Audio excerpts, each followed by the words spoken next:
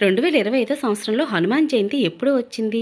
హనుమాన్ జయంతి యొక్క తిథి, సమయం ఎప్పటి నుంచి ఎప్పటి వరకు ఉంది? అసలు హనుమాన్ జయంతిని మనం ఎందుకు 2 సార్లు జరుపుకుంటాము? అసలు హనుమాన్ జయంతి ఎప్పుడు జరుపుకోవాలి? ఈ రోజు పాటించవలసిన నియమాలేమిటి? హనుమాన్ జయంతి రోజు చేయవలసిన పూజా విధి విధానం గురించి పూర్తి వివరంగా తెలుసుకునే ప్రయత్నం చేద్దామండి.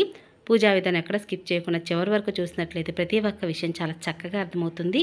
2 హనుమాన్ జయంతులు మనందరం కూడా జరుపుకుంటూ ఉంటాం. ఒకటి చిన్న హనుమాన్ జయంతి అని, రెండవది పెద్ద హనుమాన్ జయంతి అని జరుపుకుంటాం. అయితే చిన్న హనుమాన్ జయంతి చైత్ర పౌర్ణమి వేళ జరుపుకుంటాం. అలాగే పెద్ద హనుమాన్ జయంతి వైశాఖ మాసంలో బహుళ దశమి నాడు జరుపుకుంటాము. అయితే చాలామంది కూడా ఈ చిన్న హనుమాన్ జయంతి రోజున అనగా చైత్ర పౌర్ణమి వేళ హనుమాన్ దీక్ష తీసుకుంటూ ఉంటారు. అలాగే ఈ దీక్షను 48 రోజుల పాటు లేదా 40 రోజుల పాటు అనుసరించి వైశాఖ బహుళ దశమి నాడు దీక్షను విరమిస్తారు. దీక్షాకాలం అంటే మండలం రోజులు. మండలం అంటే 40 రోజుల్ని మండలం రోజులు అని అంటారు. కాబట్టి దీక్షా సమయం కూడా చిన్న హనుమాన్ జయంతి నుంచి పెద్ద హనుమాన్ జయంతి వరకు కూడా ఈ సమయం అనేది ఉంటుంది. అందుకని ఈ సమయంలో ఎక్కువగా చాలామంది కూడా హనుమాన్ దీక్ష తీసుకుంటూ ఉంటారు. సాక్షాత్ హనుమంతుల వారు సూర్యోదయ సమయంలో జన్మించారని, అలాగే హనుమంతుల వారు శివుని అవతారంగా కూడా చెబుతారు. అంజనాదేవి కేసరి కుమారుడు త్రేతాయుగంలో అంజనీమాత గర్భం నుంచి ఆంజనేయుడు జన్మించాడని కూడా చెబుతున్నారు. ఆంజనేయ స్వామివారిని ప్రత్యేకంగా పూజ చేయనప్పటికీ ఎక్కడెక్కడ శ్రీరామ సంకీర్తన జరుగుతూ ఉంటుందో అక్కడ మారుతి ఆనంద బాష్పములు నిండినటువంటి కళ్ళతో చేతులు తలపై జోడించి నాట్యం చేస్తూ ఉంటారట. శ్రీ ఆంజనేయ స్వామివారి జన్మదినం చైత్ర శుక్ల పౌర్ణమి రోజున జరిగిందట. ఈ రోజున హనుమత్ భక్తులందరూ కూడా రోజంతా ఉపవాసం ఉండి హనుమాన్ చాలీస పఠనం చేస్తారట. అలాగే రామనామ జపాన్ని చేస్తారట. అయితే చిన్న హనుమాన్ జయంతి అని పెద్ద హనుమాన్ జయంతి అని ఎందుకు అంటారు? మరి ఈ చిన్న హనుమాన్ జయంతి యొక్క విశిష్టత ఏమిటి అంటే, ఈ రోజున హనుమంతుల వారు ఒక రోజున సూర్యభగవాన్ని పండుగ అనుకుని తినబోవడానికి వెళతారట. అది గమనించిన దేవేంద్రుడు హనుమంతుల వారి మీద దాడి చేస్తారట. అలా దేవేంద్రుడికి అలాగే హనుమంతుల వారికి ఇద్దరికి జరిగినటువంటి సంఘర్షణలో హనుమంతుల వారు కళ్ళు తిరిగి పడిపోవడం జరుగుతుందట. ఆ సమయాన దేవాది బ్రహ్మాది దేవతలందరూ కూడా వచ్చి హనుమంతుల వారికి వారి యొక్క శక్తిని అంతటిని కూడా ధారపోస్తారట.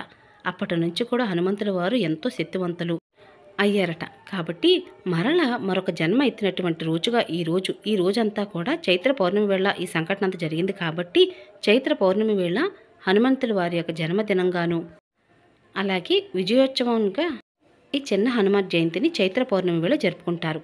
మరి ఈ చైత్ర పౌర్ణమి 2025 సంవత్సరంలో ఏ తేదీన వచ్చింది? తిథి సమయం ఎప్పటి నుంచి ఎప్పటి వరకు ఉంది అంటే 2025 సంవత్సరంలో చైత్ర పౌర్ణమి తిథి ప్రారంభం ఏప్రిల్ 12వ తారీఖు తెల్లవారుజామున 3:21 నుంచి ప్రారంభమైనటువంటి పౌర్ణమి తిథి ఏప్రిల్ 13వ తారీఖు తెల్లవారుజామున 5:51 వరకు ఉందండి. అంటే ఏప్రిల్ 12వ తారీఖు శనివారం వేళ హనుమాన్ జయంతి పండుగను అందరూ జరుపుకోవచ్చు. ప్రత్యేకంగా ప్రతి వారంలో వచ్చే శనివారము మంగళవారం వేళ హనుమంతుల వారికి ప్రత్యేకమైన పూజలు చేస్తూ ఉంటాం. కానీ ఈ చైత్ర పౌర్ణమి హనుమాన్ జయంతి కలిసి రావడం చాలా విశేషమండి. కాబట్టి అందరూ కూడా స్వామివారిని ఈ రోజున పూజించడం ద్వారా ఎవరైతే జాతక దోషంలో శని దోష ప్రభావం వలన ఇబ్బంది పడుతూ ఉన్నారో వారందరికీ కూడా జాతక దోషంలో ఉన్నటువంటి శని దోషాలన్నీ కూడా తొలగిపోయి జీవితంలో ఎంతో ఎత్తుకు ఎదగడానికి స్వామివారికి అనుగ్రహం కలుగుతుంది.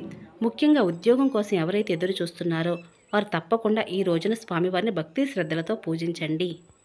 మరి ఈ రోజున పూజ ఏ సమయంలో చేయాలి అంటే, ఈ రోజున ఉదయం వేళ నిద్రలేచి తలంటు స్నానం చేసి ఇల్లు వాకిలు శుభ్రం చేసుకుని దేవుని మందిరంలోనే స్వామివారి పూజను చేయవచ్చు. హనుమంతుల వారి యొక్క చిత్రపటం అంటే పూజా గదిలో పెట్టుకోండి, లేదా శ్రీరామ పట్టాభిషేకమైనా సరే పూజా గదిలో పెట్టుకొని పూజ అయితే చేయండి. ఈరోజు ప్రత్యేకంగా హనుమాన్ జయంతి రోజున జిల్లేడు ఉత్తరతో దీపారాధన చేస్తే చాలా అంటే చాలా మంచిదండి. అలాగే నువ్వుల నూనెతో దీపారాధన చేయటం, అలాగే ఆంజనేయ స్వామివారికి ఈ దీపం వెలిగిస్తే అష్టైశ్వర్యాలు చేకూరుతాయట. హనుమాన్ జయంతి రోజున సాయంత్రం వేళ 6 గంటల ప్రాంతంలో హనుమంతుల వారి ఆలయంలో స్వామివారిని దర్శించుకొని ఎర్రటి ప్రమిదలో జిల్లేడు ఒత్తులు అలాగే నువ్వుల నూనెతో దీపం వెలిగిస్తే వారికి ఆయుర్దాయం అలాగే సుఖ సంతోషాలు అష్టైశ్వర్యాలు చేకూరుతాయని కూడా చెబుతున్నారు. అలాగే ఈ రోజున ఏదైనా సంకల్పం కనుక మీరు చేసుకొని స్వామివారికి ఆకుపూజ చేయించడం, అలాగే హనుమంతుల వారి కళ్యాణం కనుక జరిపించిన వారికి ఈతి బాధలు తొలగిపోతాయట. ఈరోజు ప్రత్యేకంగా పంచముఖ ఆంజనేయ స్వామివారి ప్రతిమను లేదా ఫోటోను ఇంట్లో పూజా గదిలో పెట్టుకొని ఎర్రటి సింధూరంతో ఎర్రటి పువ్వులతో అలంకరించుకోవాలి. అలాగే నైవేద్యానికి ఈ రోజున అప్పాలు, అలాగే బూరెలు, దానిమ్మ పండ్లను సమర్పించాలి. పూజా సమయంలో హనుమాన్ చాలీసా, ఆంజనేయ సహస్రనామము, హనుమత్ చరిత్ర వంటి స్తోత్రాలతో స్వామివారిని పూజించాలి. లేదా ఓం ఆంజనేయాయ నమః అనే మంత్రాన్ని 108 సార్లు జపించి 5 తెల్ల జిల్లుడు ఒత్తులను నువ్వుల నూనెతో తడిపిన పంచహారతిని స్వామివారికి అర్పించాలి. పూజ పూర్తయిన తర్వాత ఆంజనేయ స్వామి ఆలయాన్ని సందర్శించుకోవడం చాలా మంచిదండి. అలాగే ఈ రోజున హనుమాన్ ధ్యాన శ్లోకాలు, హనుమాన్ చాలీస పుస్తకాలు దానం చేసిన వారికి సుఖ సంతోషాలు చేకూరుతాయి. ఆంజనేయ స్వామికి పూజ చేయవలసిన ప్రత్యేకమైన రోజులు మనందరికీ తెలుసండి. వారంలో వచ్చే మంగళవారం నాడు, అలాగే శనివారం వేళ స్వామివారిని పూజిస్తూ ఉంటాం. అలాగే శనివారం, మంగళవారమే కాదండి, గురువారం వేళ కూడా స్వామివారిని పూజించవచ్చు. ఒక పురాణ కథ ప్రకారంగా ఒకసారి శని ఆంజనేయ స్వామివారిని తన ప్రభావంతో వశపరుచుకోవాలని ప్రయత్నించారట. స్వామి అతడిని తలక్రిందులుగా పట్టి ఎగరవేసాగాడు. శని తన అపరాధాన్ని మన్నించమని వేడగా స్వామి తనను తన భక్తులను ఎప్పుడు కూడా పీడించడని శని మాట ఇచ్చిన తర్వాత వదిలిపెట్టారట. అప్పటి నుంచి 7.5 ఏళ్ల శని దోషం ఉన్నవారు శనివారం ఆంజనేయ స్వామివారికి ఉపాసన చేస్తే వారికి మంచి కలిగి శని దోషం తొలుగుతుందట. ఇతరులు మంగళవారము, గురువారము, శనివారం వేళ ఏ రోజైనా సరే ఆంజనేయ స్వామివారికి పూజ అనేది చేయవచ్చు. ఆంజనేయ స్వామివారు లేకపోతే రామాయణం పరిపూర్ణం కాదు.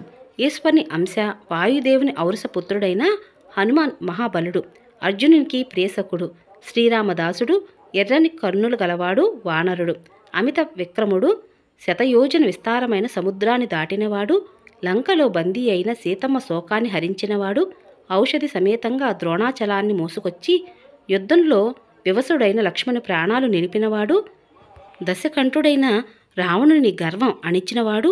హనుమంతుని ఈ నామాలు ప్రయాణం నిద్రపోయే ముందు స్మరించిన వారికి మృత్యు భయం ఉండదు. వారికి సర్వత్రా విజయం లభిస్తుందట. ఆంజనేయ స్వామి అంటేనే ధైర్యం, శక్తి, సామర్థ్యాలకు హనుమత్ రూపం ప్రతీక కాబట్టి ఆకాశ మార్గాన ప్రయాణించి సముద్రం దాటి లంకలోకి ప్రవేశించి సీతమ్మ జాడ కనిపెట్టారు. సంజీవిని పర్వతాన్ని పెకిలించి తీసుకువచ్చిన వీర హనుమాన్ శక్తియుక్తులను కీర్తించడం ఎవరితరం కాదు. హనుమాన్ జయంతిని కొందరు చైత్ర పౌర్ణమి నాడు, మరికొందరు వైశాఖ దశమి నాడు జరుపుకుంటారు. అతి బల పరాక్రమవంతుడైన శ్రీరాముని సేవలు గడపడానికి అధిక ప్రాధాన్యతను ఇచ్చేవాడు. తన మనసుని మందిరంగా చేసి శ్రీరాముని ఆరాధించాడు. హనుమంతుడు గుండె చీల్చి చూపగా సీతారాములు దర్శనమిచ్చారంటే సీతమ్మ తల్లి కంటే మిన్నగా రాముడిని ప్రేమించాడు. ఈసారి సీతమ్మ నుదుటన సింధూరం చూసి ఎందుకమ్మ పెట్టుకున్నావు తల్లి అని అడిగితే శ్రీరాముడు దీర్ఘాయుష్కుడుగా ఉండాలని ఆమె చిరునవ్వుతో చెబుతుంది. అంతే, హనుమంతుడు ఒక్క క్షణం ఆలస్యం చేయకుండా తన శరీరమంతా సింధూరం పోసుకుంటాడు. అది హనుమంతునికి శ్రీరాముని మీద ఉన్నటువంటి నిరూపమానమైనటువంటి భక్తి. హనుమాన్ జయంతి రోజున భక్తి శ్రద్ధలతో ఆంజనేయ స్వామివారిని పూజించాలి. హనుమంతుడు కలియుగంలో త్వరగా ప్రత్యక్షమయ్యే దేవతలు అని అర్థం. ఎక్కడ రామనామం వినిపిస్తూ ఉంటుందో అక్కడ తప్పకుండా హనుమంతుడు ఉంటాడని భక్తుల యొక్క నమ్మకం. కాబట్టి మనందరం కూడా ఒకసారి శ్రీరామ రామ రామేతి రమే రామే మనోరమే సహస్రనామ తత్తుల్యం రామనామవరాననే అంటూ స్వామివారి సంకీర్తన మరొకసారి మళ్ళొకసారి కూడా అందరూ కూడా అంటూనే ఉండండి. ఇక ఇదేనండి ఈరోజు వీడియో. మీ అందరికి నచ్చింది, యూస్ఫుల్ అవుతుంది అనుకుంటున్నాను. మరొక మంచి పూజా విధానంతో మళ్ళీ కలుసుకుంటానండి. ఇక అప్పటి వరకు నమస్కారం అండి.